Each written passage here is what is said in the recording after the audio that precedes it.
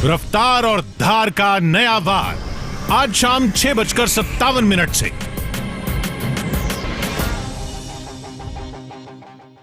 और इस वक्त की बड़ी खबर आती हुई सेंसेक्स का बहुत वहां पे कोहराम मचा हुआ, शेयर बाजार में भारी गिरावट देखी गई। शेयर बाजार में बड़ी गिरावट आई है और करीबन 1000 अंक अभी नीचे है सेंसेक्स। निफ्टी में भी ये देखने को मिला है, 350 अंक की गिरावट वहां पर देखी गई है। जहां तक शेयर बाजार की बात है तो 1000 पॉइंट्स की गिरावट वहां पे, और निफ्टी की अगर हम बात करें शेयर बाजार में तो लगभग 350 पॉइंट की गिरावट वहां पे देखी गई है। हमारे साथ लगातार आलोक जी मौजूद हैं। मैं पहले विपक्ष की एक रिएक्शन, आलोक जी अगर आप मेरी आवाज सुन सकते हैं तो मैं जानना चाहूंगा आलोक जी, सेंसेक्स में जो गिरावट देखी गई, हालांकि वहां ट्रांजेक्शन कोई मनी ट्रांजेक्शन नहीं है, लेकिन उसके बाद भी गिरावट, वहां पे घबराहट। देखिए प्रतीक जी, मैं समझता हूं कि 3-4 द्योतक होते हैं किसी भी इकोनॉमिक सिस्टम के, अर्थव्यवस्था के। सबसे पहला जो होता है वो शेयर बाजार है, क्योंकि वो सेकेंडरी सेक्टर से डायरेक्टली रिलेटेड है। अगर 2000 करीब के अंक गिर रहा है अगर शेयर बाजार, तो उसका सीधा सीधा निवेश पर भी असर पड़ेगा, और रुपया भी गिर रहा है। आप देखिए कि रुपए के अंदर भी गिरावट आ रही है। तीसरा, गोल्ड का प्राइस बढ़ रहा है। चारों तरफ जिस तरह से अर्थव्यवस्था में अफरा तफरी मची है, इससे पता चलता है कि सरकार ने इमेच्योर कदम लिया है।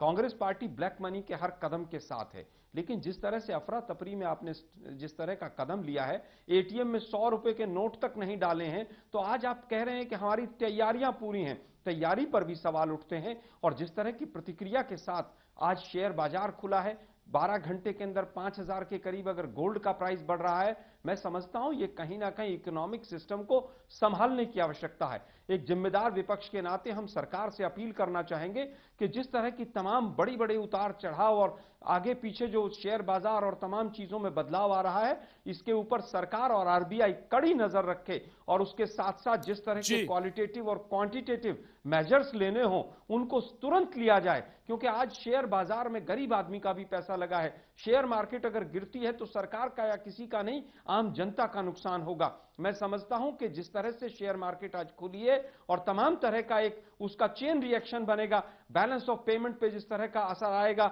जिस तरह से आप देखिए कि कहां पर एक्सपोर्ट और इंपोर्टर्स के ऊपर इंपैक्ट आएगा, पेट्रोलियम के प्राइसेस के ऊपर इंपैक्ट आएगा, ये तमाम चीजों के ऊपर अभी कड़ी नजर रखने की आवश्यकता है। आपकी चिंता जायज है, चिंता जायज है। तो हम आपको एक बार फिर से खबर के बारे में बता दें, बाजार पर असर पड़ा है।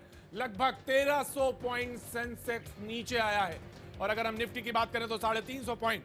हमारे साथ नरसिंह राव जी मौजूद हैं, बीजेपी के प्रवक्ता जी पीएल नरसिंह राव, उनसे भी हम जानेंगे। लेकिन हमारे साथ पूर्व कैबिनेट सचिव टीएसआर सुब्रमण्यम स्वामी मौजूद हैं। आप कह रहे थे 6%, 7% तक भी ये गिरावट देखी जा सकती है, और आप मान रहे हैं कि ये मार्केट के जो फैसला है उसके हिसाब से ठीक है। लेकिन सर, सवाल यही बात की है, जब पैसे से ट्रांजेक्शन होना नहीं है तो ये घबराहट क्यों है? फिर देखिए, ये normally share market reacts to short term issues, ये तो लॉन्ग टर्म इश्यू रिएक्ट नहीं करता है।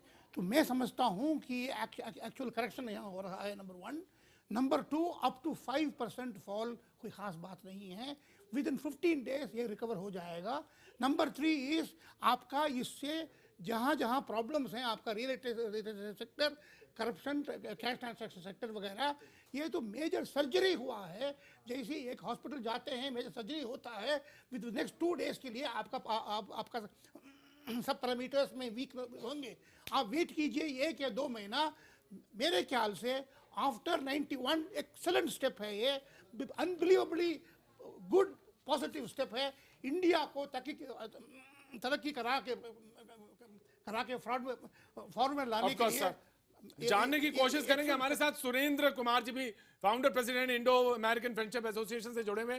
सर, उधर तो डोनाल्ड ट्रंप की बढ़त दिखाई पड़ रही है, और उधर सेंसेक्स में लग रहा था इससे कुछ ना कुछ गिरावट या कुछ होगा। तो ये असर जो मार्केट में है उसको, हालांकि वो ग्लोबल फिनोमेना है, लेकिन यहाँ का जो असर है वो सिर्फ हमारा घरेलू कारण है, लगता है आपको सुरेंद्र जी? देखिए, जब कभी इस तरह के महत्वपूर्ण बोल्ड डिसीजन लिए जाते हैं तो कुछ न कुछ घबराहट होती है, कुछ इंस्टेबिलिटी आती है, कुछ टर्मोइल होता है। पर ये बहुत ही महत्वपूर्ण कदम है। इसमें जो है ब्लैक मनी को रोकने में, उसके प्रचार में, और आगे चल के जो चुनाव की पूरी प्रक्रिया है इसको सफाई करने में बहुत योगदान रहेगा। हाँ, लोगों को बहुत कुछ तकलीफ होगी, एक हफ्ते 2 हफ्ते पर मेरे साथ इसका सभी लोगों को स्वागत करना चाहिए कि हमारे इलेक्शन की प्रोसेस सब लोग जानते हैं कि 50-60 लाख से कोई एमपी जीत नहीं सकता, करोड़ों रुपए खर्च किए जाते हैं, वो सारे पैसे कहाँ से आते हैं? ब्लैक मनी से आते हैं। तो ब्लैक मनी को कंट्रोल करने में, उसके प्रचार में इस कदम से बहुत इंपॉर्टेंट फायदा पॉइंट मिलेगा। कहा है सर सुरेंद्र जी, बहुत इंपॉर्टेंट पॉइंट है जिसकी तरफ सुब्रमण्यम जी भी इशारा कर रहे थे कि इलेक्शंस में ब्लैक मनी इन्वॉल्व होता है और शायद सबसे ज्यादा बड़ी स्ट्राइक वहीं पे होगी। लेकिन हमारे साथ मार्केट एक्सपर्ट इस वक्त मौजूद हैं सुनील कुमार जी। सुनील जी, जो सेंसेक्स में गिरावट दर्ज है वो एक ये शॉर्ट टर्म या इसको लग रहा है कि ये अभी रिकवरी में टाइम लगेगा? और दूसरा सवाल ये कि गोल्ड की जो प्राइसेस इंक्रीज हुई है इसको लेकर अभी क्या इनिशियली क्या संकेत है? देखिए, ये जो डिसीजन है ये एब्रप्ट डिसीजन है और ऑब्वियसली इसकी वजह से जो है इमीडिएटली जो पेन सो टू से मतलब लोग फील कर रहे हैं, तो ये मोस्टली जो है नी जर्क रिएक्शंस हैं और ये अभी थोड़ी देर तक सिस्टम पे रहेंगे। परंतु ये जो कदम है मेरी समझ से एक पॉजिटिव कदम है एंड ये जो वोलेटिलिटी हमें अभी देखने को मिल रही है ये आगे आने वाले दिनों में अपने आप स्टेबलाइज हो जाएगी। सर, ये जो मार्केट वोलेटाइल है जिसके बाद वोलेटिलिटी की तरफ जिक्र कर रहे हैं, सवाल इस बात का है कि लोग बराबर यही बात कर रहे थे कि हालांकि रिफ्लेक्ट जरूर होता है मार्केट में, लोगों को उम्मीद भी थी कि 6-7% तक ये दिखाई पड़ेगी, लेकिन सवाल इस बात का है कि रिकवरी को लेकर दूसरी बात लोग जानना चाहते हैं कि गोल्ड को लेकर जो प्राइसेस में वेरिएशंस हैं ये स्थिर होंगे या इसका और इंक्रीज होने की बात है? देखिए, अभी अगर थर्ड क्वार्टर अभी जो पीछे गोल्ड इंपोर्ट के और गोल्ड प्राइसेस के जो डेटा आए हैं वो क्लियरली ये इंडिकेट कर रहे हैं कि इस समय गोल्ड के ऊपर या gold is not a very preferred asset. तो ये जो सडनली जो ये ब्लैक मनी के ऊपर जो ये अटैक हुआ है, तो जाहिर सी बात ये है कि लोग कुछ नए एसेट क्लास की तरफ मूव करेंगे। तो ये जो सडन स्पाइक जो हमें गोल्ड में देखने को मिला है ये उसी की वजह से है, क्योंकि जो पैसा है वो रियल एस्टेट में, गोल्ड में खास करके जो ब्लैक मनी है वो इन्वेस्ट होता है। तो जब आपके जो करेंसी नोट्स हैं वो इनवैलिड हो गए तो जाहिर सी बात है कि आप ऑल्टरनेट जो एसेट क्लास जो इमीडिएटली अवेलेबल है वो गोल्ड है, तो इसीलिए उसके प्राइसेस में आप स्पाइक देख रहे हैं। शुक्रिया, बहुत बहुत शुक्रिया सर। मार्केट में तो जहां तक सवाल था गोल्ड पे और प्रॉपर्टी पे, तो इसके असर वहां भी देखने को मिलेगा और गोल्ड पे लगातार असर देखने को मिला। सीधे हम रुक करना चाहेंगे लखनऊ, जहां पे हमारे सहयोगी उत्कर्ष मौजूद हैं लोगों के साथ। उत्कर्ष, एक सवाल जो बार बार यहां पर भी बातचीत के बीच में निकल के आया, हमारे एक्सपर्ट्स भी ये कह रहे थे कि ये जो एक स्ट्राइक है वो काले धन की तरफ है ही है। जो पॉलिटिकल पार्टीज हैं जो यहाँ इलेक्शंस होने अभी, उसमें भी वहां पर भी पॉलिटिकल पार्टीज पर भी असर पड़ेगा और वहां पर एक फाइनल स्ट्राइक होती हुई दिखाई, क्योंकि उनका कहना है कि ब्लैक मनी जो है बहुत इन्वॉल्व होता है। एक्सपर्ट्स की इस पर राय थी। उत्कर्ष। बिल्कुल प्रतीक, कहीं ना कहीं उत्तर प्रदेश में चुनाव है और चुनावों से पहले इतना बड़ा फैसला हुआ है, लोगों से सीधी बात करते हैं, ये माना जा रहा है कि इन चुनावों में कहीं ना कहीं काले धन का बड़े तौर पर प्रयोग होता है। इस पूरे फैसले से उस पर एकदम से रोक लग जाएगी और इस फैसले को आप कैसे देख रहे हैं? इस फैसले को हम बहुत गलत नतीजे से देख रहे हैं। इससे हम लोग को परेशानी नहीं, जिनके पास इस समय ब्लैक धन है उनको परेशानी है। आप बताइए सर, इसको क्या आप सही मानते हैं, गलत मानते हैं? ये वैसा बिल्कुल गलत है। ये फैसला जो हुआ है, ये जो तानाशाही रवैया दी गई है, जो 4 घंटे के समय के बाद जो है ये 2 दिन पब्लिक जो झेलेगी, जो अस्पताल में तीमारदार हैं, वो किसान है, वो ये जो लेबर तबका जो रोज़ गड्ढा खोद के पानी पीता है, वो कहाँ से लाए? इसकी पहले से वैकल्पिक व्यवस्था करनी चाहिए थी। बिल्कुल, लगातार प्रतीक वैकल्पिक व्यवस्था की बात हो रही है, छोटे स्तरों को परेशानी है। आप बताइए सर, आपका क्या कहना है इस पूरे फैसले पर? देखिए, ये भारत सरकार का जो फैसला है, विदाउट नोटिस कोर्ट में आप जाते हैं तो आपको नोटिस देनी पड़ती है 30 डेज की। इसी तरीके से गवर्नमेंट को भी जनता को नोटिस देना चाहिए कि हम 30 दिन के अंदर ये नोट बंद करने जा रहे हैं। बिल्कुल, कहीं ना कहीं प्रतीक ये जो समय दिया गया था, कल रात को ये घोषणा हुई और एकदम से 12 बजे नोट बंद हो गए। उसके बाद लोगों में जो दिक्कत है वो यही है कि आज और कल बैंक बंद है, ये 2 दिन काम कैसे चलेगा? जो समय दिया गया वो बेहद कम था, कोई वैकल्पिक व्यवस्था होनी चाहिए थी। हमारे साथ बीजेपी के प्रवक्ता जीवीएल नरसिम्हा राव भी मौजूद हैं। राव साहब, ये सवाल अभी सुब्रमण्यम साहब कह रहे थे कि जो ब्लैक मनी पार्टीज में इलेक्शंस हैं, कहीं ना कहीं वहां असर देखने को मिलेगा। सुब्रमण्यम साहब का ये इस पे रिएक्शन था। फाइनल आपकी तरफ से कमेंट।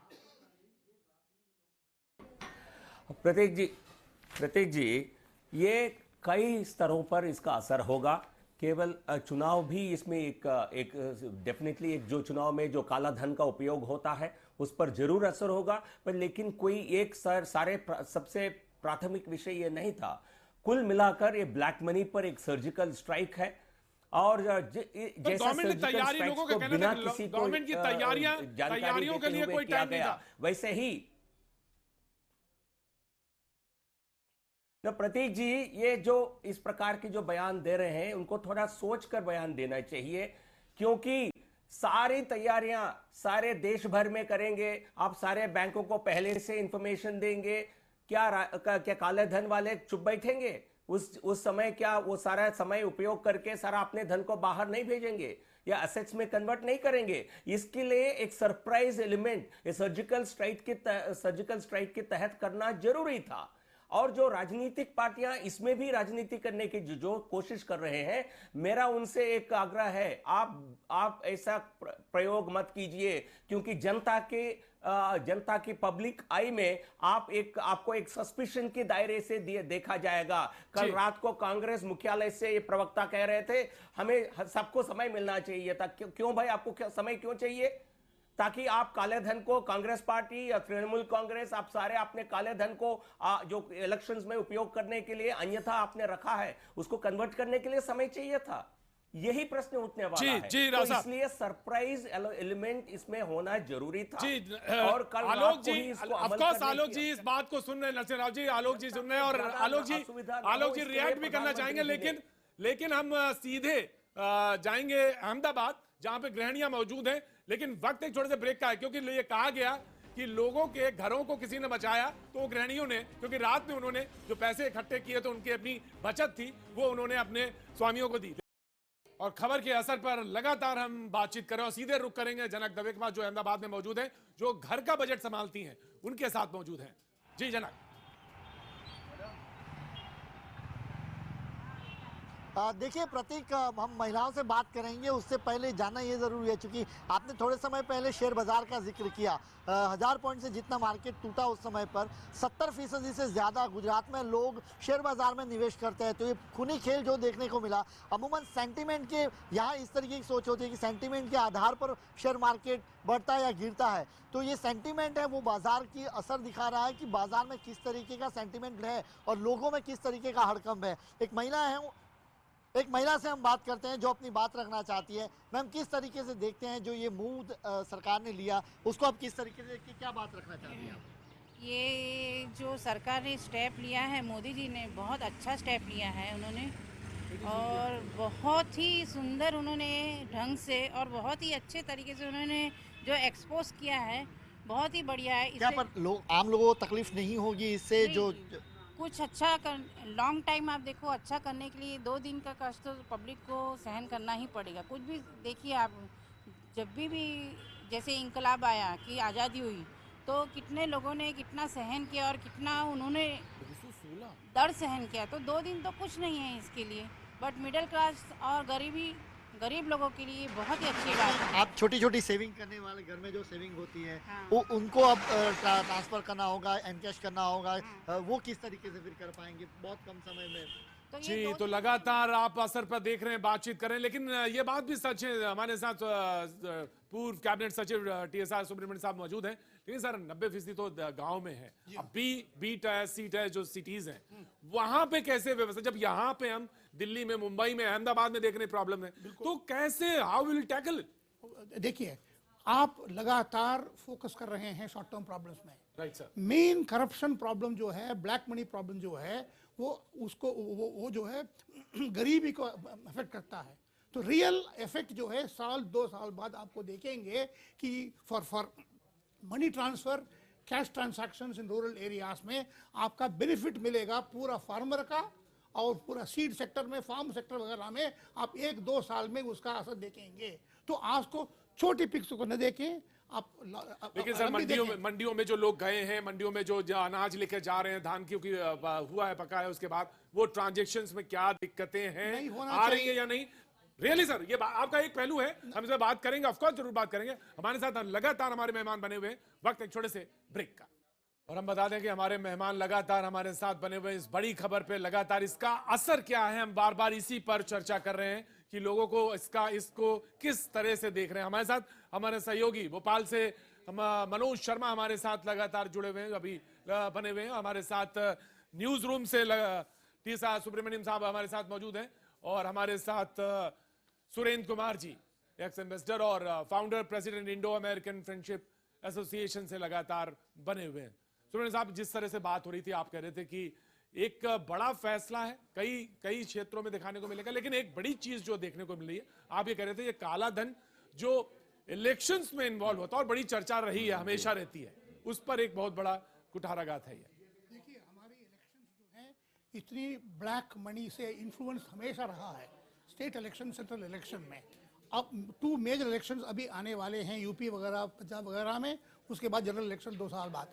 मेनली आपका ऑब्जर्वर का कहना है कि हमारी एंटायर सिस्टम पूरा ब्लैक मनी से डिसरप्टेड है, तो इसका बहुत असर होगा कि उसका क्लीन अप करने के लिए जो आपका यूएस में, इंग्लैंड में कोई बात नहीं करता है ब्लैक मनी के बारे में, इलेक्शन के बारे में, लेकिन इंडिया में केवल ब्लैक मनी ही बात करते हैं। ये नहीं समझ रहे हैं कि हमारी बैड गवर्नेंस की मेन कारण है ब्लैक मनी। यानी आपने कहीं ना कहीं रीढ़ की हड्डी पे चोट करी है इसके द्वारा। एब्सोल्युटली ये एक डायरेक्ट अटैक है इसमें।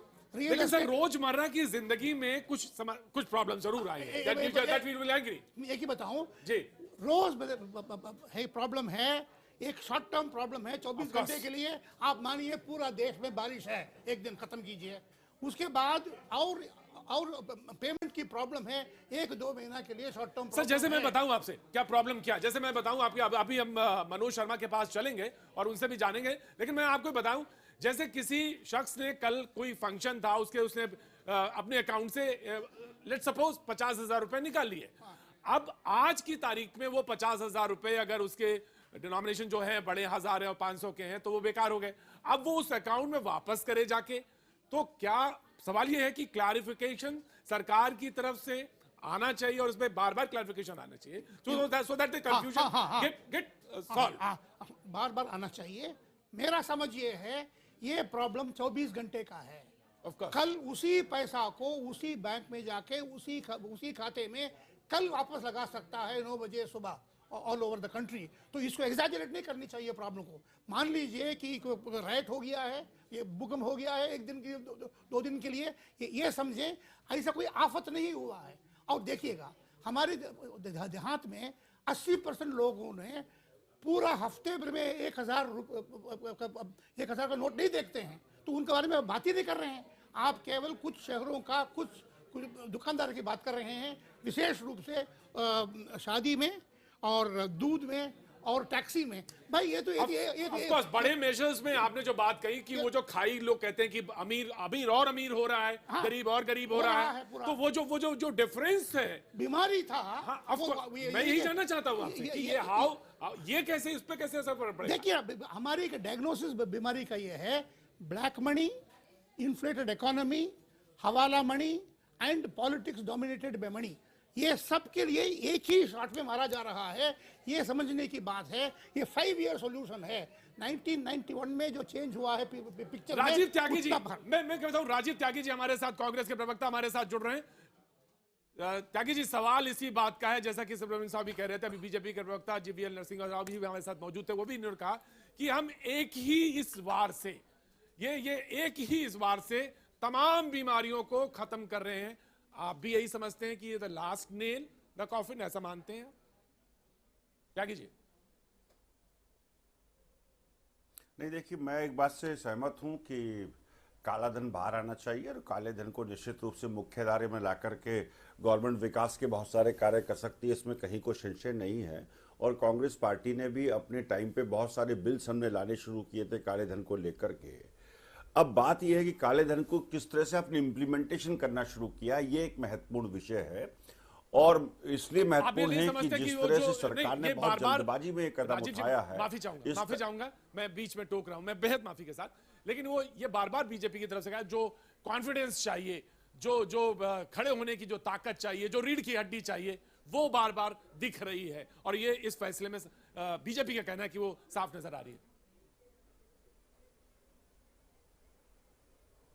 देखिए, इंदिरा जी ने अपने टाइम पे काले धन को लेकर के कुछ नोट बैन किए थे और बंद किए थे, इस तरह से बंद किए थे, लेकिन उसमें टाइम दिया गया था बकायदा बैंक से बात करने के लिए और सारा एक सिस्टम बनाया गया था, तब जाकर के इसको इम्प्लीमेंट किया गया था। लेकिन उसके बाद इंदिरा जी के करने के बाद मुझे लगता है कि 40 साल हो गए हैं, उसके बाद काले धन की क्या स्थिति है?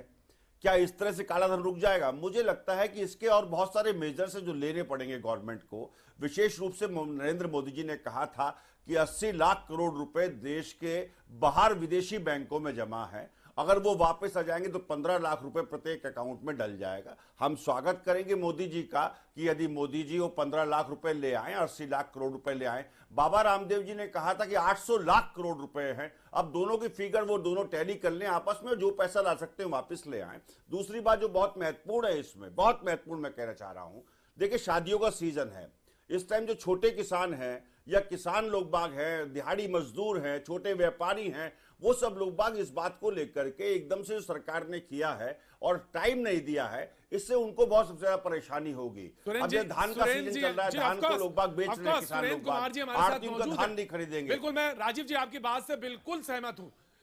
सुरेंद्र कुमार जी हमारे साथ मौजूद। सुरेंद्र कुमार जी जो छोटा किसान है, जो मझोला किसान है, उसने फसल बेची है अभी धान की और उसने अपना कुछ पैसा जोड़ा हुआ है जो कि उसको शादी ब्याह में खर्च करना है। ऐसी स्थिति में जहां पर ये ऐसी स्थिति आई किसानों की, वहां प्रैक्टिकल सॉल्यूशन हम क्या दे रहे हैं? सरकार की तरफ से अभी तक कोई क्लैरिफिकेशन नहीं आया है और ये चिंता की बात है, क्योंकि आप बी सी और गांवों की बात अभी हम नहीं कर रहे थे।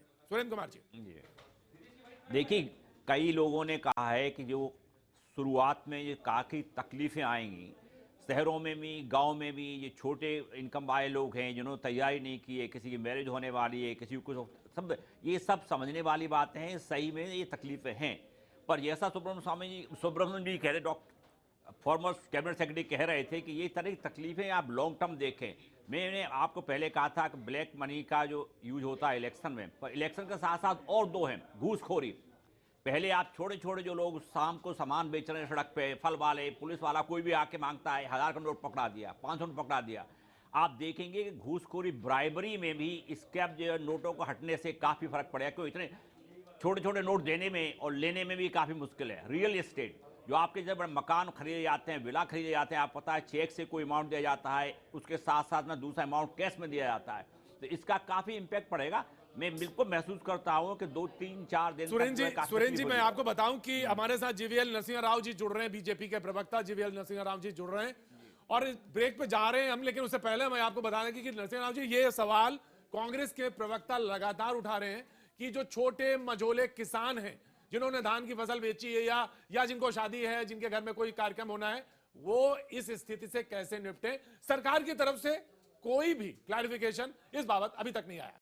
बड़ी खबर है, उसके असर पर लगातार हमारी नजर बनी हुई है और हमारे साथ चर्चा के लिए हमारे साथ मेहमान भी लगातार बने हुए हैं। इस वक्त हमारे साथ बीजेपी प्रवक्ता जीवीएल नरसिम्हा राव हमारे साथ हैं, कांग्रेस प्रवक्ता राजीव त्यागी हमारे साथ बने हुए हैं, पूर्व कैबिनेट सचिव टीएसआर सुब्रमण्यम और पूर्व राजनयिक सुरेंद्र कुमार हमारे साथ हैं। साथ ही हमारे सहयोगी मुंबई के अंधेरी पेट्रोल पंप से हमारे संवाददाता विवेक गुप्ता और भोपाल से मनोज शर्मा हमारे साथ मौजूद हैं। मैं करना चाहता हूं 10 सेकंड की। जी बिल्कुल बिल्कुल, आप स्वतंत्र हैं, बिल्कुल आप बोलने के लिए स्वतंत्र हैं। अगर आपकी इजाजत हो तो मनोज शर्मा हमारे जो सहयोगी हैं भोपाल, वहां चले जाते हैं, फिर आप उसके बाद बोलिए।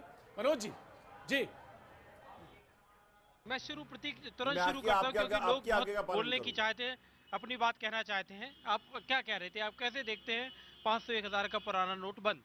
देखिए, ये बहुत ही ज़्यादा उचित निर्णय है, लेकिन यह निर्णय गलत समय पे किया गया है। मतलब सर्जिकल स्ट्राइक जो है वो बिल्कुल गलत समय पे की गई इस सर्जिकल स्ट्राइक लगती। इस समय शादी का सीज़न है, लोगों के पास पैसा है, लोगों के पास इसकी जानकारी की बहुत ज़्यादा कमी है, इस वजह से लोग परेशान हो रहे हैं। यदि इनको उचित जानकारी दी जाए तो लोग शायद इतना परेशान ना हो। इसलिए मेरा ये कहना है बहुत उचित निर्णय, लेकिन समय बहुत ही गलत। मतलब सही फैसला गलत वक्त पर। आपने सुबह से इस नोट के बंद होने से आपको क्या तकलीफ पेश आई? डीजल में लेने में जैसे 300 रुपये का लेना है तो वो 500 रुपये का दे रहा है, उसमें चेंज नहीं दे रहा है, वापस नहीं दे रहा है। मनोज जी इसमें जो परेशानी, किसी के पास मनोज जी ये बात एक छोटी सी बात ये करते हैं, जी मनोज जी, जो आपने जो बात उठाई वही बात यहां पर शायद आलोक जी कहना चाह रहे हैं। आलोक जी कैसा कह रहे हैं, फैसला सही था, वक्त गलत था। मनोज, आलोक जी, राजीव त्यागी जी।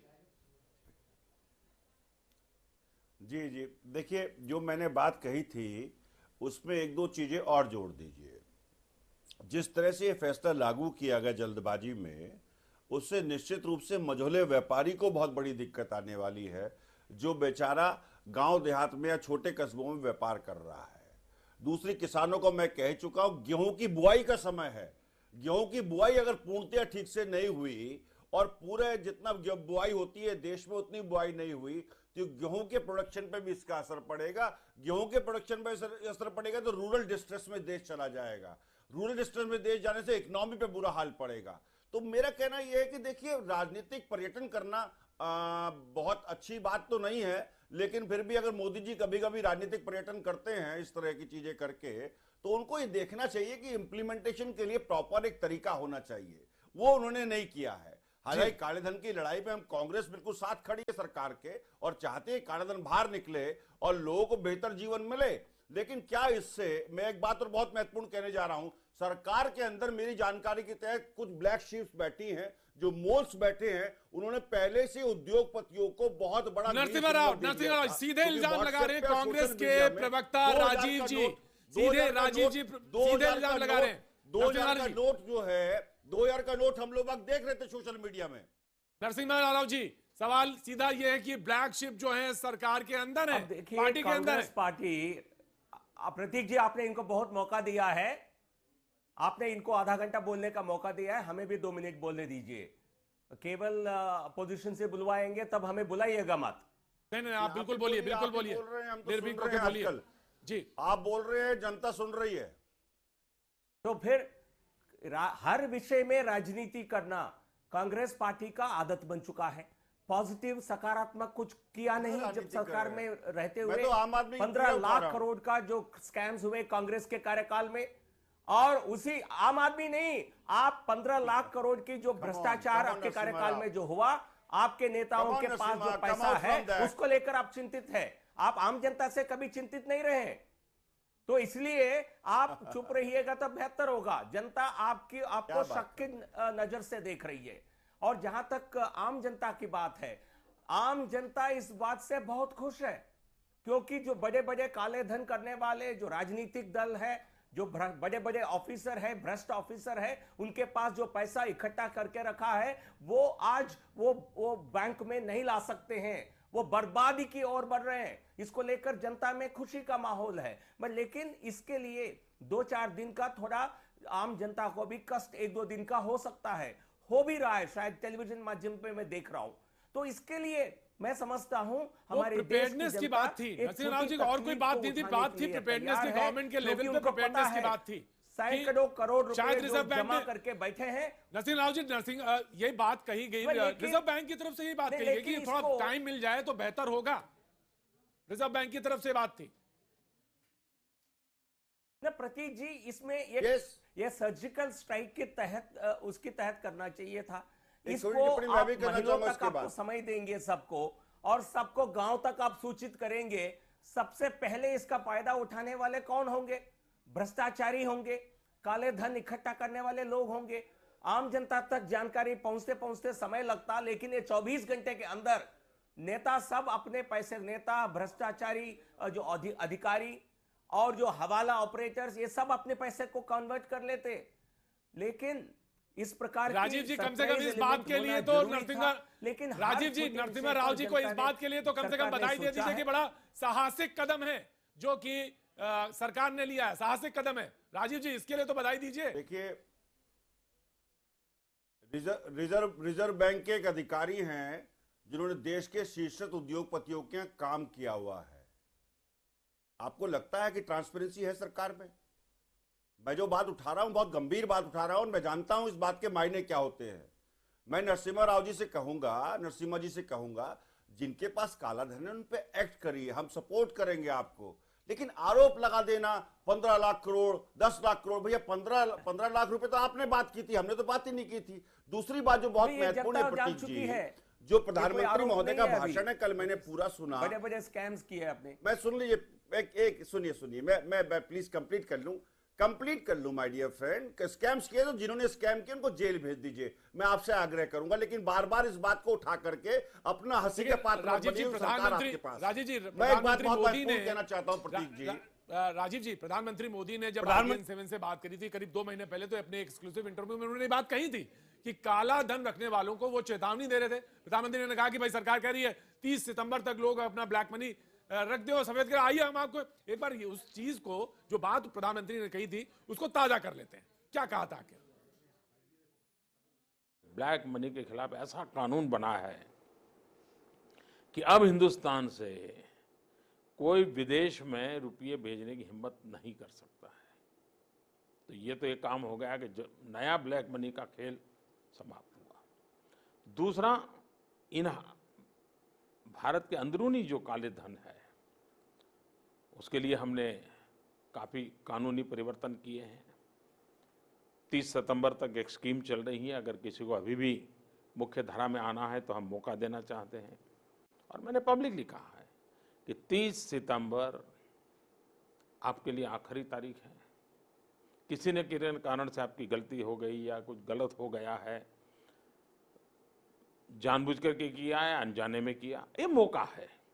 आप मुख्य धारा में आ जाइए और शांति की नींद लेने का रास्ता आपके लिए लेकर आया हूं मैं, उसको स्वीकार कीजिए। और 30 तारीख के बाद अगर मैं कोई कठोर कदम उठाता हूं तो कोई मुझे दोष नहीं दे सकता है। देश की गरीब जनता का पैसा है, इसको लूटने का अधिकार किसी को नहीं है, और ये मेरा कमिटमेंट है।